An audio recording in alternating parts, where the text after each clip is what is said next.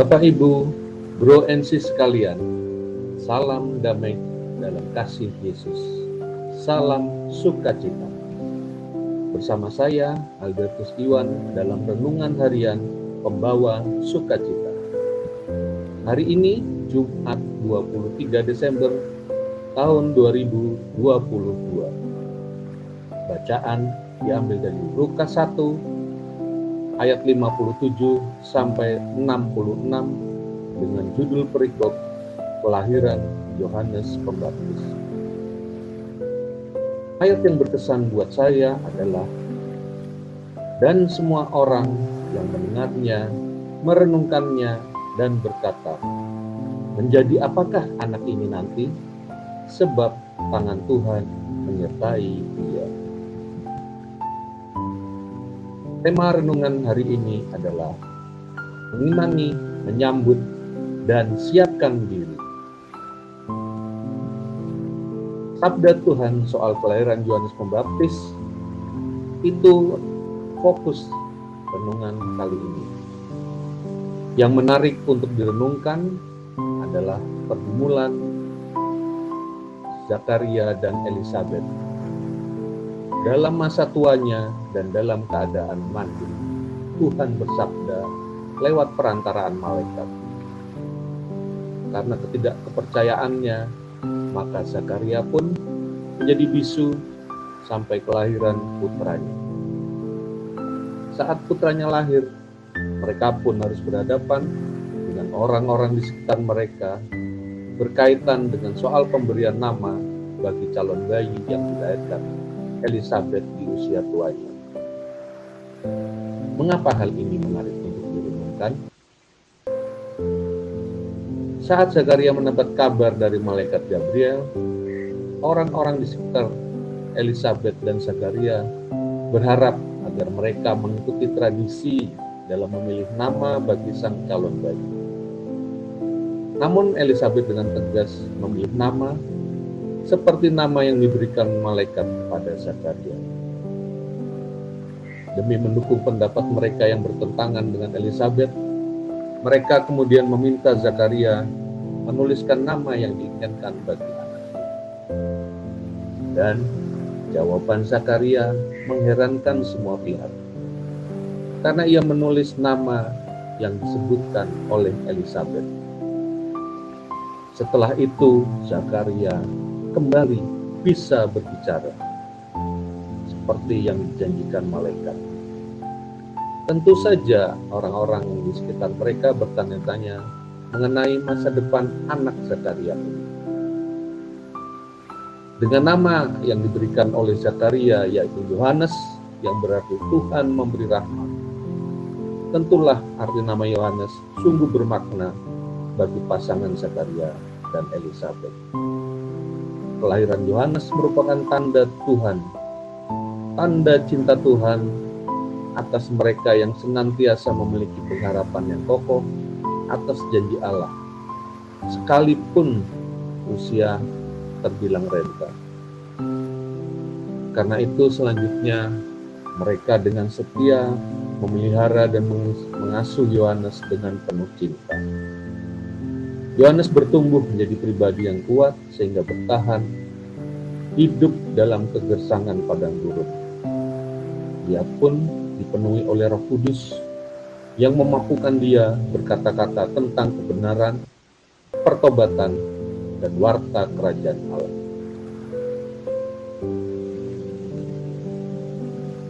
Lalu timbul pertanyaan, jika bagi Zakaria berakhirnya kebisuan menjadi pelajaran penting untuk percaya bahwa Allah menepati janjinya, sebaliknya ketidakpercayaannya bukan penghalang bagi Allah untuk menggenapi rencananya dalam hidup manusia. Maka kebisuan Zakaria adalah belajar taat. Bagaimana dengan kita?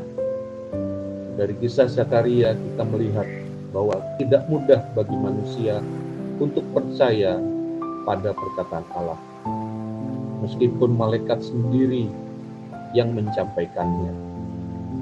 Padahal Allah tidak berkenan atas ketidakpercayaan manusia. Manusia pun bisa dihukum karenanya. Maka dengan mengingat bahwa Allah tidak pernah melupakan janjinya, marilah kita belajar mempercayai janji Allah.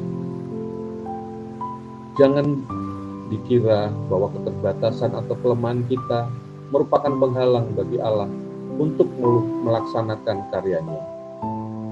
Dia berkuasa dan sanggup melakukan segala sesuatu sesuai dengan segala yang dirancang.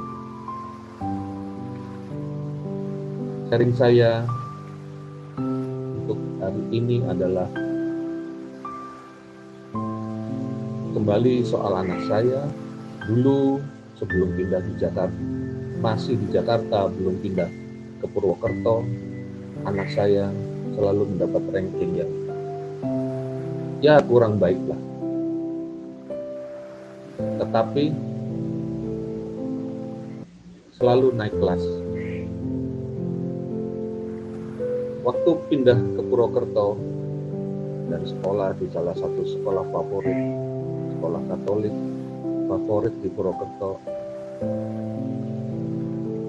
awal-awal tahun pertama ranking juga rendah. Tapi saya percaya bahwa dia akan menjadi anak yang baik karena merasa happy setelah pindah dari Jakarta. Tidak ada tekanan sana sini, kemacetan dan lain-lainnya. Dan benar saja waktu menginjak SMP rankingnya sudah cukup baik. Padahal di SMP Susteran kita tahu bahwa untuk mendapatkan ranking 1-4 sangatlah sulit karena banyak anak-anak pandai yang di sana. Dan itu saya percaya bahwa tangan Allah bekerja pada anak saya. Dan saya dengan rendah hati bersyukur bahwa apa yang kami rencanakan dapat berlanjut. Demikian juga sampai saat ini ketika dia lulus sebagai sarjana, walaupun tidak kumlot tapi mendapatkan IP yang cukup memuaskan. Apa refleksi yang bisa kita ambil dari firman Tuhan kali ini?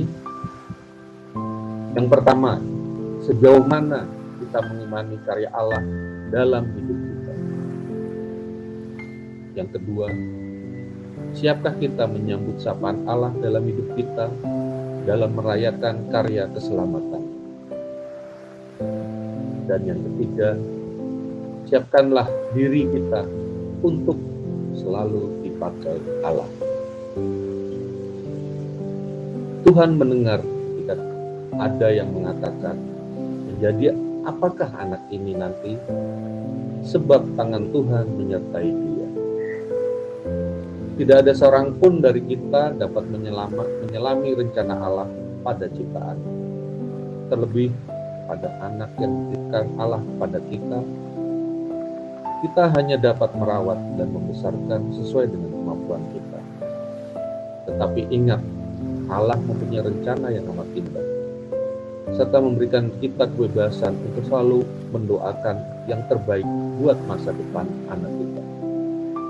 Seperti Yohanes yang ternyata menjadi pintu kedatangan bagi penyelamat kita, Yesus Kristus. Semoga kita dimampukan untuk hidup layak di hadapan Allah. Marilah kita berdoa. Dalam nama Bapa dan Putra dan Roh Kudus. Amin.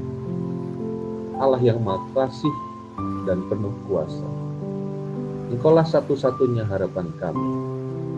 Mampukan kami agar tidak ragu akan rencana kasih-Mu yang ajaib, walaupun tanpa perantaraan malaikat. Ajari kami bersikap rendah hati dan mau menerima segala anugerah-Mu dengan sukacita, walaupun itu tidak sesuai dengan keinginan kami. Kami mohon, tambahkanlah dan kuatkanlah iman kami untuk selalu menerima karya keselamatan-Mu dengan penuh syukur. Dan akhirnya, siapkanlah diri kami untuk kepakai sesuai dengan keinginan-Mu bagi banyak orang. Semua doa ini kami aturkan kepadamu dengan pengantaran Kristus Tuhan kami. Amin. Dalam nama Bapa dan Putra dan Roh Kudus. Amin. Semoga kita selalu memperoleh berkat Allah serta dimampukan untuk selalu rendah hati dan menjadi berkat bagi orang di sekitar kita. Salam berkah dalam, salam sukacita.